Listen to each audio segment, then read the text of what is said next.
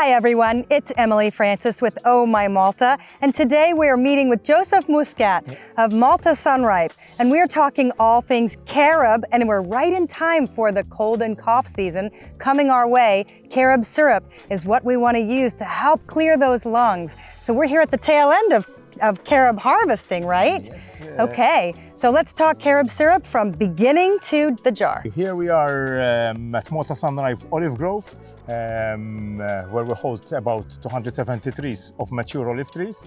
And also we have our mature carob trees part of this olive groves too. The carob syrup, the season is a bit earlier, the process comes a bit earlier. The harvesting of the carob takes place at the end of August, first week of September. So these are a little bit dry. These are a little dry? Yes. Okay.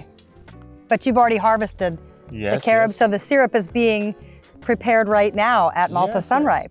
We're doing the last batch today of this because we already have done the 3 batches of this carob syrup, which is a very, very good product, and we are proud of. Of the method we use. And here, first of all, we're at behind this tree here, mature tree of the carob, which I think it has about 300 years old. 200 to 300 years old, this tree. Yes.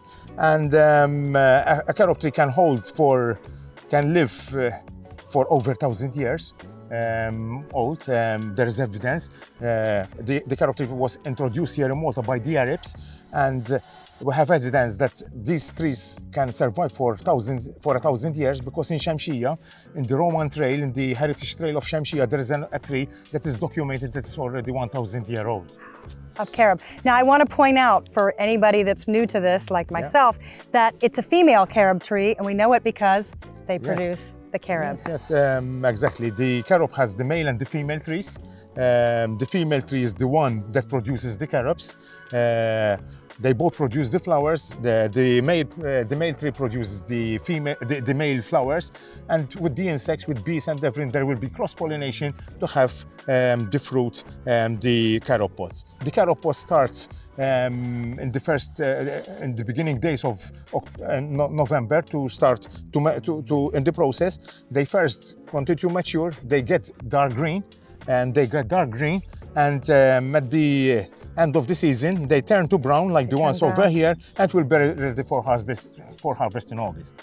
All right, will you show us how to make carob syrup? Let's go to Malta Sunripe and take it from there. Yes. We're in the kitchen of Malta Sunripe, and now we're with Joseph Muscat's wife, Lucienne Muscat, and she's going to take us through the process of making the carob syrup. And I have to say, I really wish that this video came with smell, because what I am smelling right now is truly sublime. So Lucienne, thank you for being here. And what am I smelling? Emily, what you're smelling today is because we have the last remaining pot on fire. It contains the carob, and also we add cinnamon, whole and also ground. We also add ground cinnamon, as I said, and also ground cloves.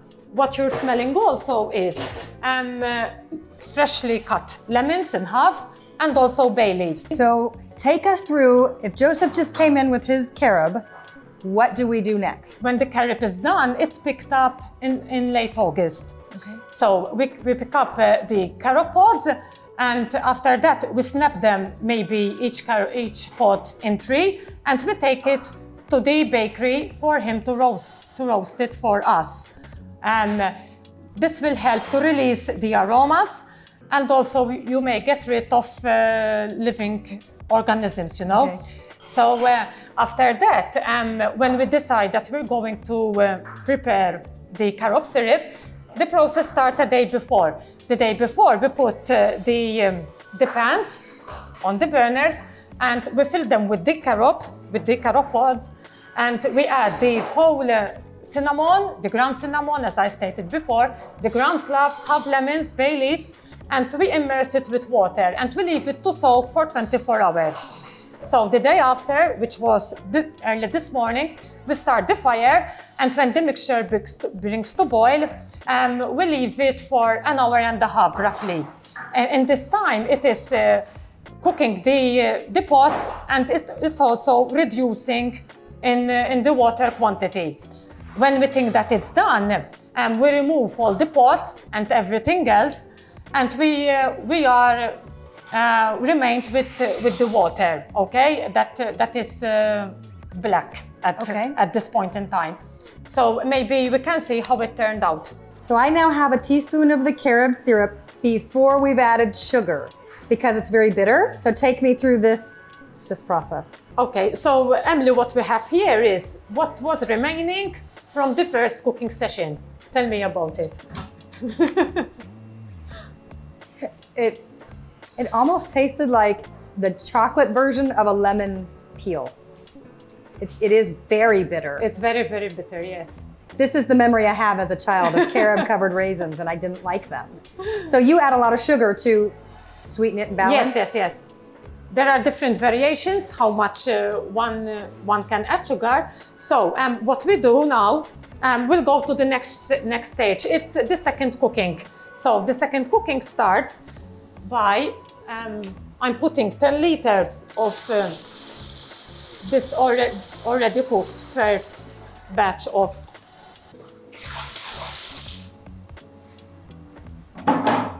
Then we start the pan. We adjust the temperature, which will get it up to 140 degrees. Okay. And now we add a liter of freshly squeezed lemon juice. Then we add more cinnamon and more cloves. It's one of each that goes in there. Okay.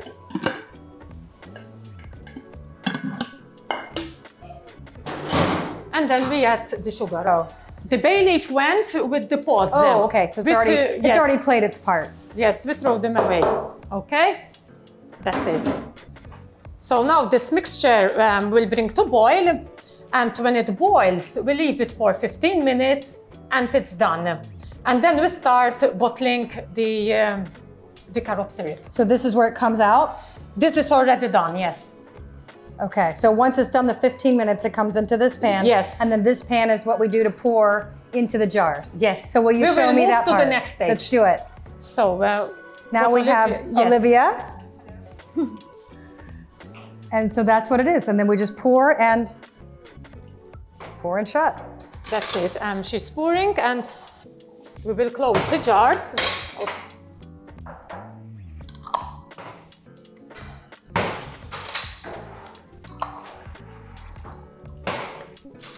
And then it solidifies pretty quickly, doesn't it? And now, Emily, what we do, this is the next stage. When the jars are sealed, we put them in here, and this is a sort of a colander, and then we go back into the hot area. Okay. Then we go back inside here. And what we do now is give it the bain-marie. The bain-marie. So this pan is filled with hot water. In fact, it's at 109 degrees at the moment. We switch it on. And then we immerse everything in.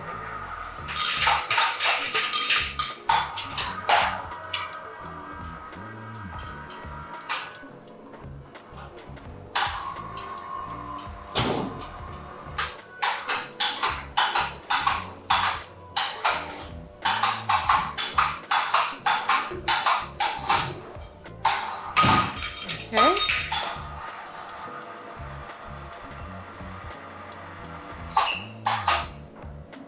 Right. Sorry. Now we close the lid. Okay. So it's showing 110 degrees.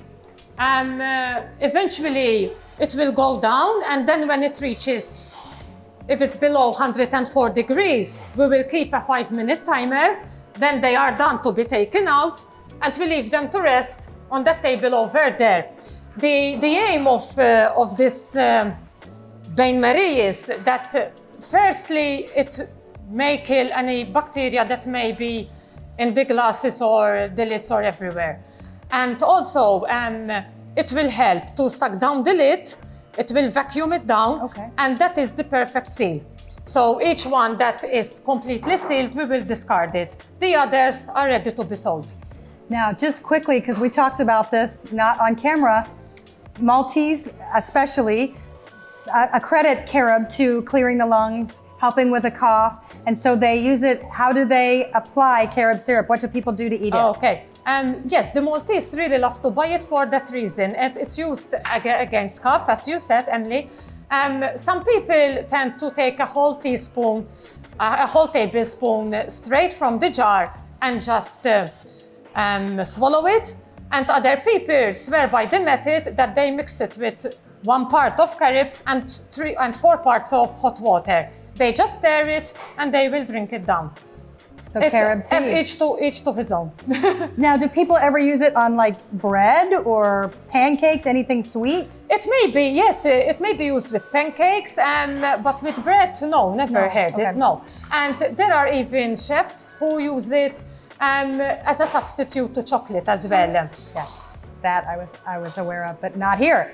Thank you so much, Lucienne. Now let's take it to the final product. Let's go see the Tari Tari brand Yes. in the hampers and get ready for Christmas. Now that we just saw the jars of the Carob syrup go into the giant hot water bath, this is where they end up once they've cooled down onto the shelves to go into the hampers. Getting ready for Christmas is your big season. So we start from the Carob pod and we end in the Carob jar. And the thing that I love the most is that you guys allow us to make our hampers from scratch. So you can pick if you want Carob syrup, olive oil, the wine, red and white wine, the Tari Tari brands and the Malta Sunripe brands all into the hamper. So Merry Christmas coming up and get yourself ready for a great gift. Thank you, Lucienne. Thank You're you, Malta welcome. Sunripe.